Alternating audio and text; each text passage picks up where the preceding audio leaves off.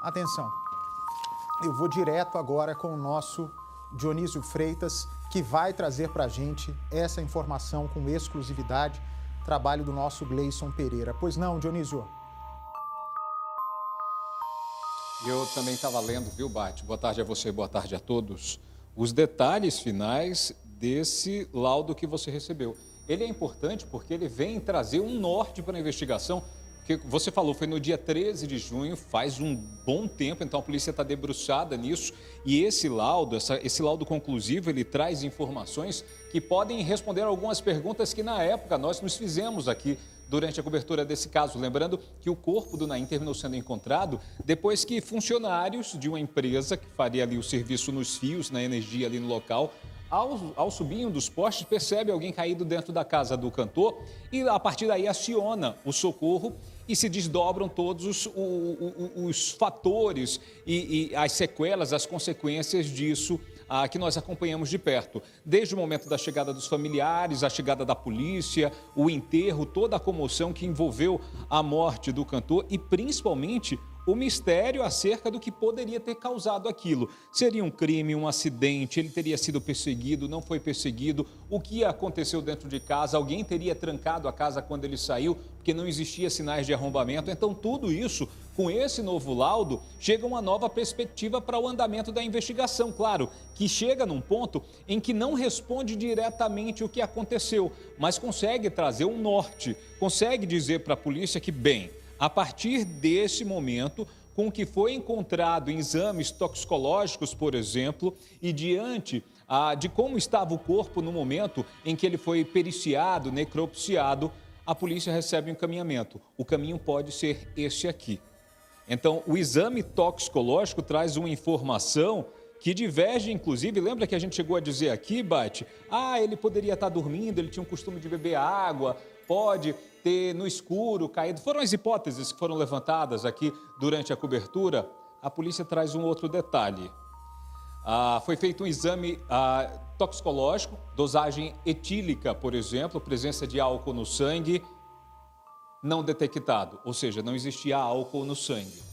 A polícia fez um exame com fármacos, com medicamentos que pudessem apresentar, que ele pudesse ter tomado e que ou pode ter ingerido. Eu falo tomado, alguém pode ter dado, ou ele pode ter tomado conscientemente. Lembrando que ele estava num jantar, saiu desse jantar, foi para casa. Então, a presença no sangue de uma substância conhecida como zolpidem, detectado, análise quantitativa, ou seja, existe a presença na corrente sanguínea do cantor, no momento em que foi feita a necrópsia, a presença desse medicamento. E um outro detalhe que chama a atenção, Bate. É feito no exame toxicológico uma pesquisa detalhada sobre a presença de drogas ou ingeridas conscientemente ou que possam ter sido ministradas a ele de forma que o cantor não conhecia. É feito todo tipo de exame com relação a tentar detectar alguma substância conhecida como entorpecente na corrente sanguínea da vítima ou da pessoa morta. O exame dá como resultado 1.082 n-gramas por ml sanguíneo de cocaína, inclusive os agentes e reagentes que terminam deixando rastro dentro da corrente sanguínea da pessoa que teria ingerido isso. Então, esse exame dá detectado, ou seja, o cantor tinha naquele momento, consciente ou inconscientemente, a presença de duas substâncias que poderiam deixá-lo em estado de torpor. O que é que a polícia diz com isso? Foi ele que consumiu? Não se sabe. Foi dado a ele? Não se sabe. Então, para a polícia, a partir de agora, chega um desdobramento.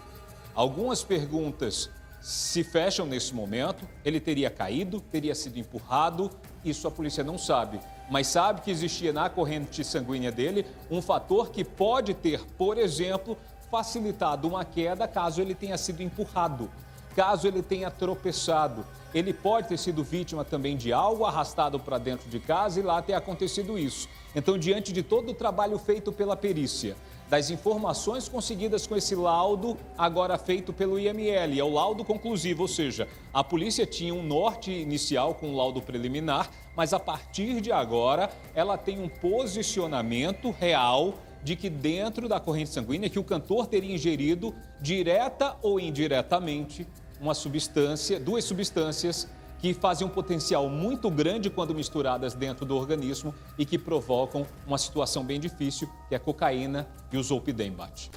Bem, eu não sei se vocês acompanharam a reportagem do Domingo Espetacular, quando nós completarmos 70 anos de Record, que eu já não me lembro que mês foi, mas o Domingo Espetacular exibiu uma série de reportagens homenageando apresentadores que fizeram história na casa, e eu fui uma dessas reportagens. E nela, com Michael Keller, não só sobre minha história na Record, mas outros temas do dia a dia, e eu confidenciei, porque eu achei importante compartilhar com as pessoas como foi a minha experiência com o zolpidem. E eu sei que muitas pessoas são viciadas nesse remédio. Nós temos hoje, acredito já, uma verdadeira epidemia desse zolpidem que está acabando com várias famílias, e eu explico agora para vocês. Enche a tela, por favor. Zolpidem é um remédio, enche a tela, por favor. É um remédio hipnótico, ok? É um remédio hipnótico e ele tem justamente todas as características que algo precisa para viciar. Ora, o que você precisa para um remédio provocar vício em você? Você sabe me dizer, Guastelli, o que um remédio tem para provocar vício na pessoa, para a pessoa sentir a necessidade, para o corpo dessa pessoa, para o cérebro dessa pessoa pedir esse remédio para você? Não tenho ideia, porque eu não... Mas eu vou te contar. O sabor conta. O sabor do remédio, né? O zolpidem, em algumas de suas versões, aqui eu utilizava, graças a Deus hoje eu estou livre, é um remédio que dilui na boca, né? Você coloca um sublingual, você coloca debaixo da língua e ele tem gosto um pouco de cereja, como se fosse dessas balas famosas. Então, gosto bom. Outro ponto que o remédio precisa ter para viciar, efeito rápido. O remédio que faz o efeito imediato te vicia, porque você tem aquele alívio imediato, você atinge o objetivo imediatamente. E rápido, o médico me falava, efeito rápido, o sabor e a duração dele no corpo. O zolpidem tem vida curta, ou seja, você toma, pouco tempo depois, né, ele te induz a dormir. Então quando começa a usar, o médico já fala, você toma ele deitado, porque em 10 minutos você vai apagar. E realmente aconteceu isso comigo no início. Em 10 minutos eu já apagava. Só que ele falava, já toma na cama para você não cair. Olha a força desse remédio. E aí eu tomava na cama. Então são essas 3 características que um remédio precisa ter para viciar, e ele corresponde a essas 3. Tem um sabor gostoso, tanto que eu consegui me livrar dele depois, porque eu encontrei uma bala que tem o mesmo sabor, ele faz o efeito rápido e tem pouca vida no corpo.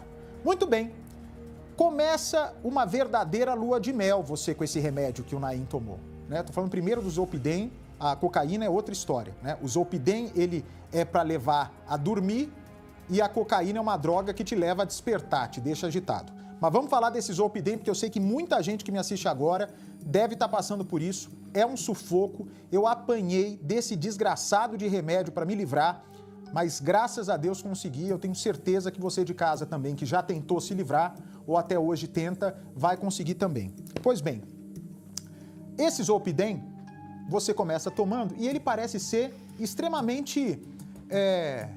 Quando o médico me receitou, foi na pandemia, eu fiz um voo de São Paulo para a China. Eu tinha que passar uma semana na China.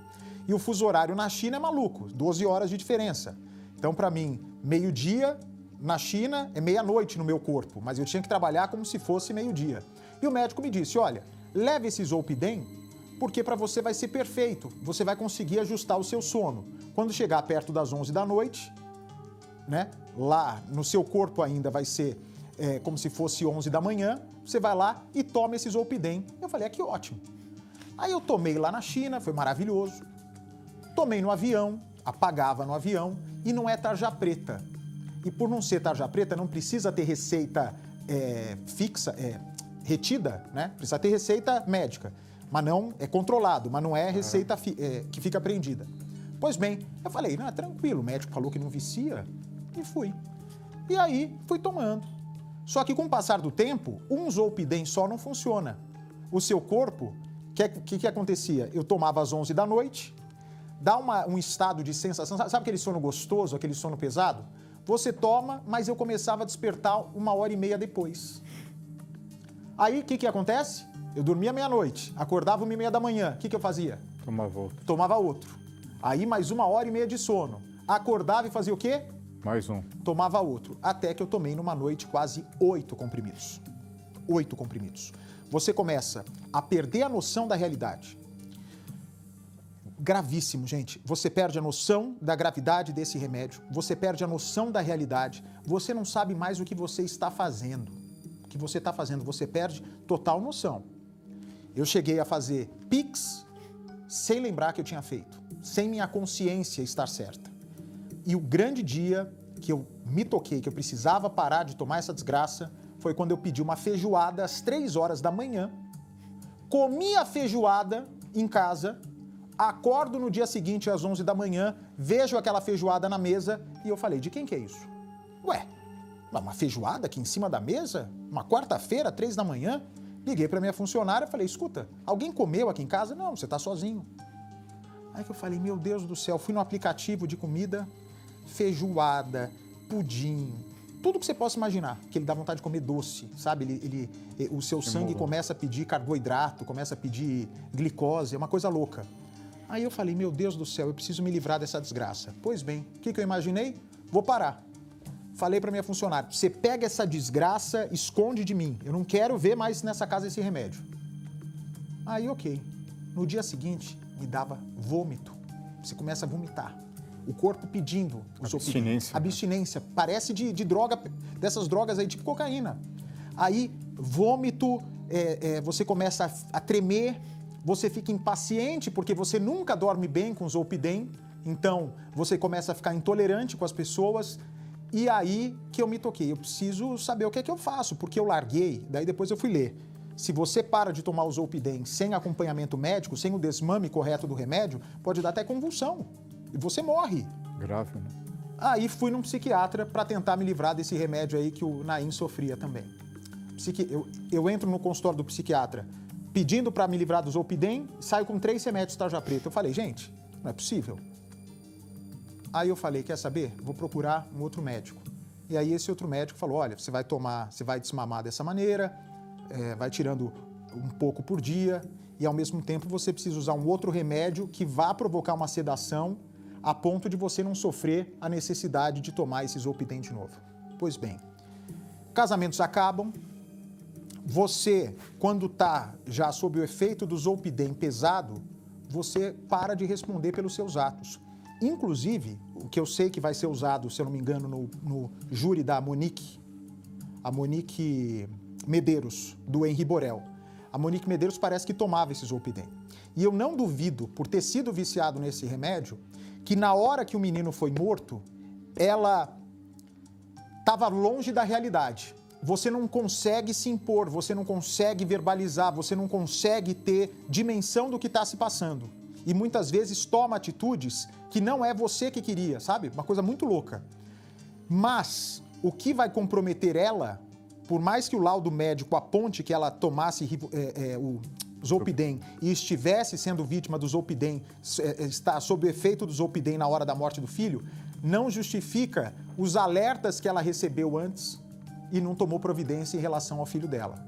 Mas eu não duvido que na hora do crime, se ela tivesse sob o efeito hipnótico do Zolpidem, ela realmente estava passível de não tomar uma reação como mãe tomaria. E mais, ele promove algo no corpo que é assustador. É mais ou menos o que o Alzheimer provoca na pessoa. Chama memória. Quer ver o que ele faz com a memória? Deixa eu ver aqui o nome desse...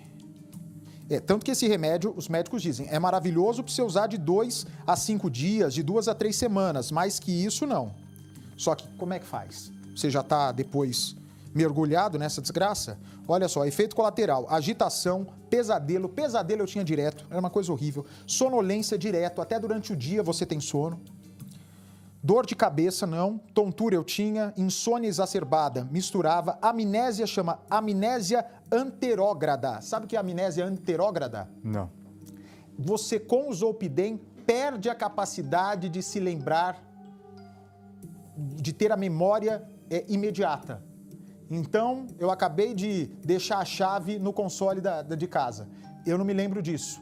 Por exemplo, a Monique, quando diz que realmente não se lembra de detalhes do que aconteceu, pode ser verdade, mas pode ser verdade mesmo, porque o Zolpidem acaba com a memória da pessoa. Você acorda, você não sabe com quem você falou no dia anterior. Para não me deixar mentir, tem a GK, sabe quem é a GK? A Jéssica, que é a influenciadora, que faz a farofa. Eu estava uma vez na live com ela no Instagram, na pandemia, tava eu, a GK e o Álvaro, se eu não me engano, fazendo uma live. E eu tava sob efeito de Zolpidem. E ela falou assim, Bate, você tá falando umas coisas muito estranhas. Eu falei, pois é, parece que eu tô bêbado. A sensação é de bêbado. Eu falei, GK, eu sei lá o que tá acontecendo comigo, tô maluco, eu tava bem doidão. E eu não sabia que era por causa dessa maldição, desse remédio. Então, o que eu acho? Que ele já sofria desequilíbrios motores, problema de coordenação motora por causa do Zolpidem, mas o uso da cocaína, que eu repito, não estou entrando aqui no mérito se ele usou a cocaína deliberadamente ou se foi envenenado com isso, né, de propósito. Mas o choque que o corpo deve dar de um remédio que te hipnotiza para dormir e de outro remédio que te faz acordar e ficar acelerado, isso pode ter provocado um efeito bomba no coração. Tanto que aqui, no exame do Instituto Médico Legal, realmente mostra anomalias no coração do Naim. Portanto, eu recomendo a vocês que tomam esse remédio, que respeitem estritamente, não cometam o meu erro de achar que é um remédio sem efeito colateral relevante, de não achem que você é mais forte que o remédio, porque você não é como uma droga, como essas cocaínas, esses cracks aí, que você perde a noção, você perde a luta para ele se não tiver o acompanhamento médico. Mas eu tentei uma vez parar, consegui, tive uma recaída. Então vocês imaginem, nesse período do Zolpidem, como é que era a minha vida para trabalhar. Né? Até o Giva, que trabalhava, que era o diretor de Cidade Alerta no ano passado, às vezes falava, Bate, parece que você está em transe. E realmente, essa sensação que dá, em transe. E eu ficava muito intolerante. Eu me lembro até aqui, na Record, uma coisa boba que tinha acontecido, tinham feito algo errado, uma coisa desse tamanho, eu explodi como se fosse uma guerra nuclear. Eu falei, caramba, eu preciso me livrar disso, que está acabando comigo. E quantas pessoas se viciaram também na época da pandemia e não conseguem se livrar porque o vício nessa maldição é pesado. É pesado. Procure ajuda médica, porque você pode acabar cometendo loucura. Tenha duas histórias reais. Uma de um cara aqui de São Paulo, que durante a madrugada pega o carro, vai até Campinas, sob efeito do Zolpidem, volta para São Paulo, não lembra de nada. Imagina só. E um outro, que eu não sei se foi verdade ou não, a menina postou na internet, tomei Zolpidem, de madrugada comprei, entrei na internet e pesquisei, equipamentos para abrir uma padaria. E a mulher é médica, ela nunca pensou em abrir padaria. E olha a loucura que já estava passando na cabeça dela. Gente, é grave. Se livre dessa porcaria urgente. É grave. Doutor Guastelli, cocaína e Zolpidem no sangue, isso significa que ele foi vítima de um acidente ou de homicídio ou ainda não dá para saber? Não, ainda não dá para cravar, Bate, porque o que acontece? São duas substâncias opostas, né? Um é estimulante e o outro é um sonífero. Então agora a polícia precisa investigar se realmente ele tinha prescrição médica para comprar o Zolpidem, né? Ou se alguém deu para ele. Então a cocaína, deliberadamente ele poderia fazer uso ou não disso, aí também vai precisar ser averiguado, mas o Zolpidem, né? Como você bem disse, são duas coisas opostas. Então aí é o trabalho agora da polícia em cima desses laudos apresentados pelo IC aqui de Taboão da Serra. Pois bem, aí então nós vamos aguardar. Eu sei que a Andréia, que é uma pessoa muito querida, né, a família inteira do Naim ali é composta de pessoas que eram apaixonadas por ele, e a Andréia parece que chegou a flagrar o uso e tinha alertado ele, né? sobre a cocaína ou outro tipo de droga. Ou seja, a família tenta fazer o que está ao alcance, mas o poder da droga, infelizmente, é destrutivo.